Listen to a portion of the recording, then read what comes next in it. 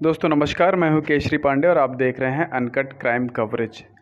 Friends, Gujarat में एक helpline number है जिसका नाम है अभयम हेल्पलाइन नंबर।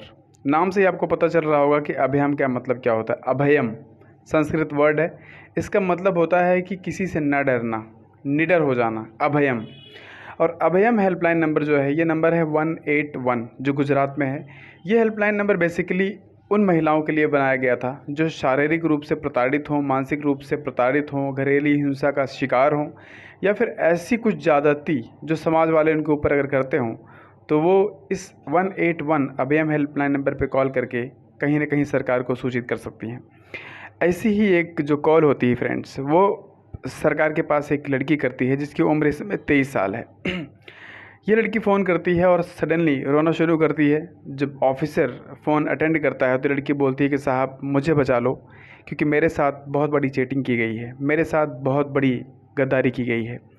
अब ये ऑफिसर जब इस चीज़ को निकलवाने की कोशिश करता है कि आपके साथ क्या हुआ है, तो ये लड़की जो 23 साल की थी, ये कहती है कि सर आप मेरे घर पे आ जाइए टीम को लेके, मैं आपको सब कुछ सामने सामने बताऊंगी। और ये मामला फ़ौरन महिला आयोग को भेज दिया जाता है। महिला आयोग एक छोटी सी टीम गठित करती है और इस औरत के घर पे सूरत में, गुजरात में पहुंच जाती है।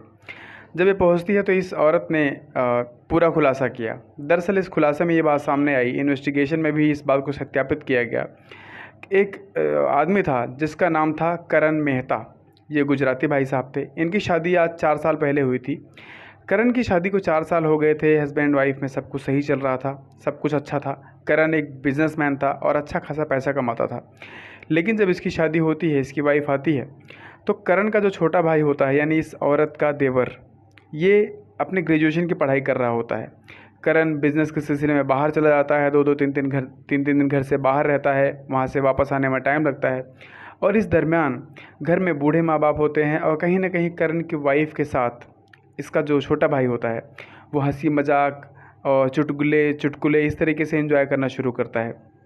और देखते ही देखते इस औरत को भी लगता है कि अगर मेरा जो रिलेशन है इस देवर के साथ हो जाए तो कहीं ना कहीं ये हम दोनों के लिए फ़ायदेमंद बात रहेगी, क्योंकि मैं जवान हूँ, देवर भी बहुत अभी कम एज में है, ग्रेजुएशन कर रहा है, पति एक एक हफ्ते 4-4 5-5 दिन बाहर रहते हैं, तो क्यों ना इस नई नई शादी में इस देवर की जो टाइमिंग है इसको यूटिलाइज़ किया जाए।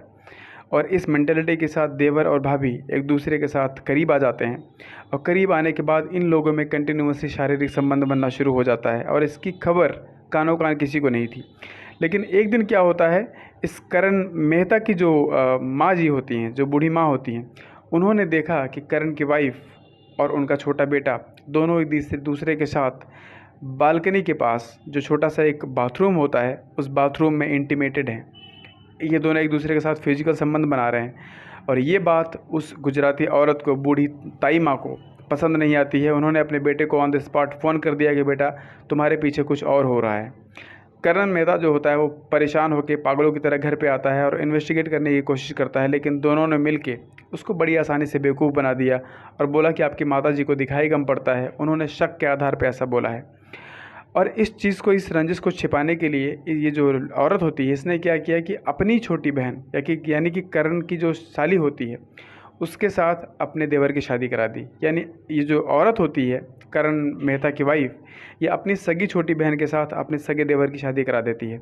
इसकी सगी बहन जब घर में आती है तो पहले तो सब कुछ सही चल रहा होता है, लेकिन 3-4 महीने बाद ये नोटिस करना शुरू करती है कि इसके हस्बैंड का इसकी सगी बहन यानी उसकी जो जेठानी होती है उसके साथ अनरिक्वायर्ड यानी अनऑथेंटिकेटेड फिजिकल रिलेशन है।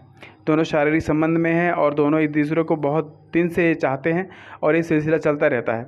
जब ये चीज़ की कंप्लेन वो अपने हस्बैंड से करती है तो करण मेहता का छोटा भाई जो होता है अपनी वाइफ को मारना शुरू करता है, पीटना शुरू करता है और ये सिलसिला कंटिन्यूसली चलता रहता है। बेचारी रोती पीटती सुनती सहती रहती है, लेकिन हर चीज़ की एक लिमिट होती है।